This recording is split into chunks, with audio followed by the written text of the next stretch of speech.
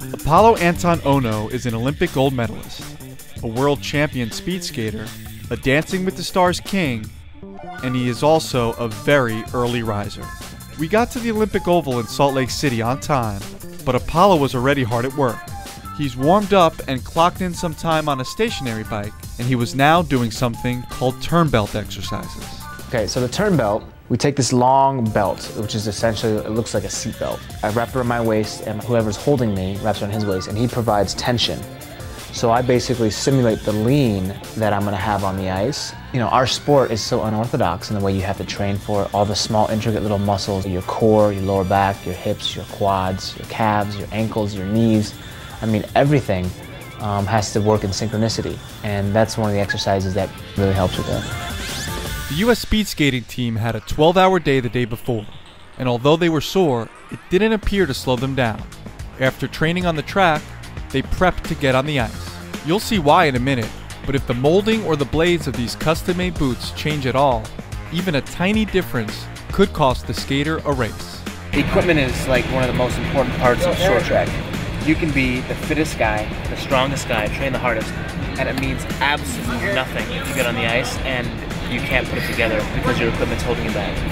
It's gonna hurt. It's a challenge to catch these skaters on camera, mostly because they whiz by at 40 miles an hour. As a skater glides over the ice, the friction creates razor-sharp grooves that hold them in place through the tight curves. But when you look closer, the physics seem totally impossible, and the angles are sometimes unbelievable. The concept behind the water is when the ice is dry, it's a little bit brittle. When we pour water on, it just gives the ice a little bit more grip, and we're actually not skating on the ice, we're actually skating on water. It's pretty cool, actually. In the next few hours, we watch the team slice through the ice and go through training drill after training drill to prepare for competition. When I'm completely immersed in my zone and focused, everything slows down. And I feel like I have a lot of time and a lot of space. When people watch on TV, they're like, oh my gosh, how did this guy just fit in this space? They're so tight. But for some reason, I can scan and I can see when this guy's gonna slip, when this guy's gonna move out, where there's an opening. And it may only be for like, a 1/10 of a second, if that. And boom, if I can fit in that hole, I will. And that's what it's all about, never hesitating, and once you commit, you commit.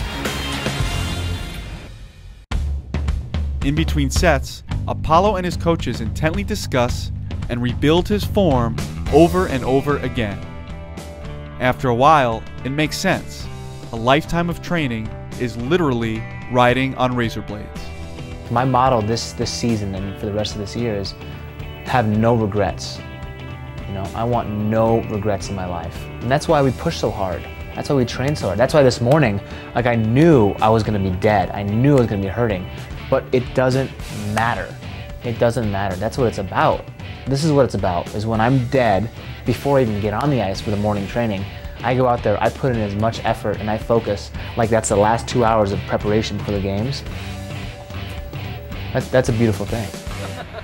The end product is visually impressive, but it takes a lot more than just ice training to be truly great. Speed skating is a delicate balance of strength, agility, power, and precision. The athletes' Dryland Workouts include running, biking, and weightlifting. But on this day, we filmed one important portion of their training, the Stair Workout. It's perfect for skating because we just finished kind of slow, long pushes on the ice. And what that essentially does, the stair training we do, it recruits all these muscles along your quads, your hips, your calf muscles, your ankles to fire at once. So like one cycle is every step, every third step, every fifth step. And then that's one set. And we do 14 sets of that. And then we did, the individual legs going up, 3 sets, going side, 3 sets. And then double leg was 3 sets as well. They make it look easy, but you should know that this exercise took 45 minutes. If you want to lose weight, doing some high intensity training like that, you go slice through fat. Lock and load. Load and lock. After the stairs, Ohno ran a mile on the outside track to warm down, and then finally took some time off to give me a quick lesson. Try to push to the side. Think of yourself as crouching like a ball. You see this motion right here? These are your legs here. This is your back. You're sitting a little bit high, but what you want this to be parallel. So you want to be down about this much further. There you go. Okay. But sit back, sit back, sit back. There you go. All right. Do it on one leg. Oh shoot. As you can see, I couldn't even get into the basic position, and it hurt. To think about being crouched in this ball for hours on end made me cringe. Just like that. That's not bad. That's not bad. It's not great, but hey, you know, we're making progress. You're moving. You're moving. Sometimes I feel like that. After I waddled off the ice, Ohno's intensity began to sink in. If you can believe it, leading up to the games, these athletes now do these training sessions 3 times a day. The most important part in my mind is this stage right here, this preparation stage.